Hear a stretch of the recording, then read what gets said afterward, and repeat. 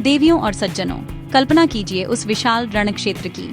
कुरुक्षेत्र, एक तरफ कौरवों की अक्षौहिणी सेना, दूसरी तरफ पांडवों की। शंखनाद हो चुका है, युद्ध बस शुरू होने ही वाला है। इसी निर्णायक क्षण में पांडव सेना के सबसे बड़े महारथी अर्जुन अपने सारथी, मित्र और पथ प्रदर्शक भगवान कृष्ण से कहते हैं, हे केशव, मेरा रथ दोनों सेनाओं के बीच ले चलिए। मैं देखना चाहता हूँ कि मुझे किन से युद्ध करना है। कृष्ण मुस्कुराते हैं और रथ को ठीक बीच में लाकर खड़ा कर देते हैं। अर्जुन की दृष्टि जब सामने खड़ी सेना पर पड़ती है तो उनका हृदय कांप उठता है। ये कोई साधारण घड़ी नहीं थी, यह एक ऐसी घड़ी थी जो इतिहास को बदलने वाली थी। वहाँ कौन थे? कोई शत्रु नहीं, वहाँ खड़े थे उनके अपने, उनके पूज्य गुरु द्रोणाचार्य, पितामह भीष्म, जिन्होंने उन्हें अपनी गोद में खिलाया था, उनके ताऊ, चाचा, भाई, पुत्र, पौत्र और मित्र, जिन्हें देखकर अर्जुन का गांडीव धनुष उनके हाथों से फिसलने लगता है। उनकी आंखों में आंसू भर आते हैं, उनका शरीर कांपने लगता है और मन में एक गहरा द्वंद्व जन्म लेता है। यह युद्ध किससे? अपनों से? इस राज्य के लिए, इस सिंहासन के लिए? क्या वह अपने ही परिवार का रक्त बहा देंगे? यह प्रश्न उनके मन को मथने लगता है और वह पूरी तरह से टूट जाते हैं। यह एक योद्धा का नहीं, बल्कि एक इंसान का संकट था। अर्जुन, जो अब तक एक अजेय योद्धा थे, एक साधारण मनुष्य की तरह विलाप करने लगते हैं। वह कृष्ण से कहते हैं, हे मधुसूदन, मैं युद्ध नहीं करूंगा। अपने ही कुटुंब का नाश करके मुझे कौन सा सुख मिलेगा? मुझे ऐसा राज्य नहीं चाहिए जो मेरे अपने प्रियजनों के रक्त से सना हो। इससे तो अच्छा है कि मैं भिक्षा मांगकर अपना जीवन व्यतीत कर लूं। मेरे हाथ कांप रहे हैं, मेरा गला सूख रहा है, मैं यहाँ खड़ा नहीं रह सकता। उनका आत्मविश्वास, उनका शौर्य, सब कुछ उस एक पल में बिखर गया था। यह मोह की एक ऐसी दीवार थी जिसे भेद पाना अर्जुन के लिए असंभव लग रहा था। कृष्ण, जो अब तक शांत भाव से सब कुछ देख और सुन रहे थे, अर्जुन की इस दशा को समझते हैं। वह जानते थे कि यह केवल अर्जुन का भय नहीं, बल्कि हर इंसान के मन में उठने वाला एक शाश्वत प्रश्न है। कर्तव्य और भावनाओं के बीच का संघर्ष, सही और गलत के बीच की उलझन। यहीं से उस संवाद का आरंभ होता है जो आज भी पूरी मानवता का मार्गदर्शन करता है।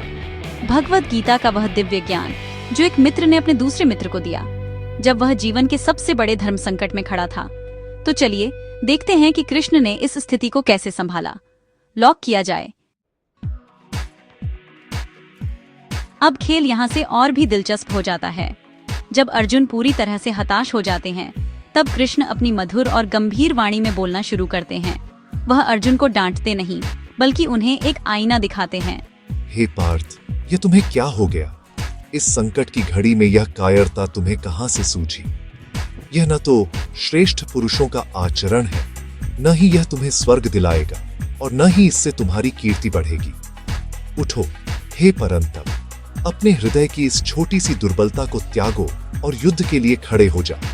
कृष्ण के शब्द साधारण थे, लेकिन उनमें एक अद्भुत शक्ति थी जो अर्जुन के भ्रम को तोड़ने के लिए काफी थी।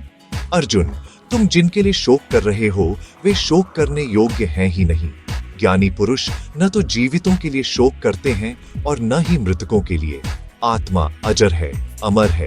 जैसे मनुष्य पुराने वस्त्रों को त्याग कर नए वस्त्र धारण करता है, वैसे ही आत्मा भी पुराने शरीर को त्याग कर नया शरीर धारण करती है। इसे न तो शस्त्र काट सकते हैं, न आग जला सकती है, न पानी भिगो सकता है, और न ही हवा सुखा सकती है। तो फिर तुम किसके लिए रो रहे हो? जिसे तुम मृत्यु समझ रहे हो, वह तो केवल एक परिवर्तन है, एक अवस्था है। यह सुनकर अर्जुन कुछ सोचते हैं, लेकिन उनका भ्रम अभी भी बना हुआ है। कृष्ण इस बात को समझते हैं और अपनी बात को और सरल बनाते हैं। तुम सिर्फ इस शरीर को देख रहे हो अर्जुन। भीष्म, द्रोण, ये सब केवल शरीर नहीं है। इनके भीतर एक आत्मा है जो कभी नहीं मरती। तुम किसी को मार नहीं सकते और न ही कोई तुम्हें मार सकता है। जो जन्मा है उसकी मृत्यु निश्चित है, और जो मरा है उसका जन्म निश्चित है। यह जीवन और मृत्यु का चक्र तो सृष्टि का नियम है। इसमें शोक करने जैसा कुछ भी नहीं है। क्या आप मेरी बात समझ रहे हैं? यह ज्ञान की पहली किरण थी जो अर्जुन के अंधकारमय मन में प्रवेश कर रही थी। कृष्ण का उद्देश्य अर्जुन को केवल युद्ध के लिए उकसाना नहीं था, बल्कि उन्हें जीवन के उस परम सत्य से परिचित कराना था। अर्जुन, जो अब तक एक अजेय योद्धा थे, एक साधारण मनुष्य की तरह विलाप करने लगते हैं। वह कृष्ण के शब्द साधारण थे, लेकिन उनमें एक अद्भुत शक्ति थी जो अर्जुन के भ्रम को तोड़ने के लिए काफी थी। जिसे जानकर मनुष्य हर प्रकार के भय और शोक से मुक्त हो जाता है। वह अर्जुन को यह एहसास दिलाना चाहते थे कि वह केवल एक योद्धा नहीं बल्कि एक आत्मा है और उनका कर्तव्य इस शरीर के संबंधों से कहीं ऊपर है। यह एक गुरु का अपने शिष्य को दिया गया सबसे बड़ा ज्ञान था। यह वह ज्ञान था जो अर्जुन को उनके तात्कालिक मोह से निकालकर उनके वास्तविक धर्म की ओर ले जाने वाला था। आगे क्या होता है, यह जानने के लिए बने रहिए हमारे साथ। अब कृष्ण चर्चा को एक नए स्तर पर ले जाते हैं। वह अर्जुन को कर्म के सिद्धांत के बारे में समझाते हैं। देवी और सज्जनों, यह गीता का सबसे महत्वपूर्ण संदेश है जिसे हम सबको अपने जीवन में उतारना चाहिए। हे अर्जुन, तुम्हारा अधिकार केवल कर्म करने में है, उसके फल में कभी नहीं। इसलिए तुम कर्म के फल की चिंता मत करो और न ही कर्म न करने में तुम्हारी कोई रुचि होनी चाहिए। फल की इच्छा को त्याग कर सफलता और असफलता में समान भाव रखकर अपने कर्तव्य का पालन करो। यही योग्य है, यही कर्म का रहस्य है। यह एक ऐसा सूत्र था जो अर्जुन की सारी उलझनों को सुलझा सकता था। एक क्षत्रिय के लिए धर्म की रक्षा के लिए किए जाने वाले युद्ध से बढ़कर और कोई कल्याणकारी कर्तव्य नहीं है। यह तो तुम्हारे लिए स्वर्ग का द्वार खोलने जैसा है। अगर तुम इस धर्म युद्ध से पीछे हटोगे तो 1, तुम अपना कर्तव्य और अपनी कीर्ति दोनों खो दोगे। 2, और तुम्हें केवल पाप मिलेगा। 3, लोग तुम्हारी निंदा करेंगे। 4, और एक सम्मानित व्यक्ति के लिए अपयश मृत्यु से भी बढ़कर होता है। 5, जिन महारथियों की नजर में तुम आज इतने सम्माननीय हो, वही सोचेंगे कि तुम डरकर युद्ध से भाग गए। 6, क्या तुम ऐसा अपमान सहन कर पाओगे? कृष्ण अर्जुन को उनके क्षत्रिय धर्म की याद दिलाते हैं। अर्जुन के मन में अभी भी कुछ शंकाएं थीं। वह सोचते हैं कि अगर फल की इच्छा ही नहीं करनी तो फिर कर्म क्यों करना? कृष्ण इस दुविधा को भी दूर करते हैं। कर्म करना मनुष्य का स्वभाव है। कोई भी व्यक्ति एक क्षण के लिए भी बिना कर्म किए नहीं रह सकता। महत्वपूर्ण यह नहीं है कि तुम क्या करते हो, बल्कि यह है कि तुम किस भाव से करते हो। जब तुम अपने कर्म को ईश्वर को समर्पित कर देते हो, बिना किसी स्वार्थ के, बिना किसी लगाव के, तो वह कर्म बंधन का कारण नहीं बनता, बल्कि मुक्ति का मार्ग बन जाता है। तुम बस अपना कर्तव्य करो अर्जुन, परिणाम मुझ पर छोड़ दो। यह सुनकर अर्जुन की आंखों से मोह का पर्दा धीरे धीरे हटने लगता है। उन्हें समझ आने लगता है कि उनका दुख उनके कर्म के कारण नहीं, बल्कि कर्म के फल से उनके लगाव के कारण है। वह अपने प्रियजनों को खोने के डर से दुखी थे, जो कि फल की चिंता थी। कृष्ण ने उन्हें बताया कि उनका धर्म, उनका कर्तव्य इस व्यक्तिगत सुख दुख की भावना से कहीं बड़ा है। उन्हें एक योद्धा के रूप में अपना कर्तव्य निभाना है और परिणाम की चिंता किए बिना संभव से युद्ध करना है। यह ज्ञान अर्जुन को एक नई दिशा दे रहा था, एक नई शक्ति दे रहा था।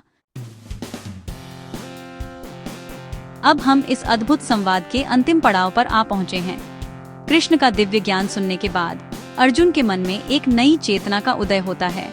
उन्होंने अर्जुन को न केवल कर्म और ज्ञान का मार्ग दिखाया, बल्कि अपना विराट विश्व रूप भी दिखाया। उस रूप को देखकर अर्जुन समझ गए कि कृष्ण कोई साधारण सारथी नहीं, बल्कि स्वयं परमेश्वर हैं। सृष्टि का हर कण उन्हीं से उत्पन्न होता है और उन्हीं में विलीन हो जाता है। यह अनुभव अर्जुन के सारे संशयों को हमेशा के लिए मिटा देता है। उनका भय, उनका मोह, उनका दुख, सब कुछ उस विराट दर्शन में भस्म हो जाता है। हे प्रभु, आपके इस रूप को देखकर मेरा मन भयभीत भी है और चकित भी। मैं आपको समझ गया हूँ। आप ही इस जगत के आदि, मध्य और अंत हैं। फिर वह अपने सामान्य मित्र रूप में आने की प्रार्थना करते हैं। कृष्ण वापस अपने सौम्य मानवीय रूप में आ जाते हैं। अब अर्जुन की आंखों में आंसू नहीं, बल्कि एक दृढ़ निश्चय की चमक थी। उनका मन अब पूरी तरह से स्थिर और शांत था। वह युद्ध के परिणाम से, जय पराजय से और लाभ हानि से ऊपर उठ चुके थे। हे पार्थ, क्या तुमने मेरे वचनों को ध्यान से सुना? क्या तुम्हारा अज्ञान और मोह अब नष्ट हो गया है? नष्टो मोह स्मृतिर्लब्धा त्वत्प्रसादान्मयाच्युत स्थितोस्मि गत संदेह करिष्ये वचनम तव। अर्थात, हे अच्युत, आपकी कृपा से मेरा मोह नष्ट हो गया है और मुझे अपनी स्मृति वापस मिल गई है। अब मेरे सारे संदेह दूर हो गए हैं और मैं स्थिर हूँ। मैं आपकी आज्ञा का पालन करूंगा। यह एक शिष्य का अपने गुरु के प्रति पूर्ण समर्पण था। यह एक योद्धा की अपनी प्रतिज्ञा थी। और इसी के साथ देवियों और सज्जनों, अर्जुन अपना गांडीव धनुष उठाते हैं। अब उनके मन में कोई द्वंद्व नहीं था, कोई भय नहीं था।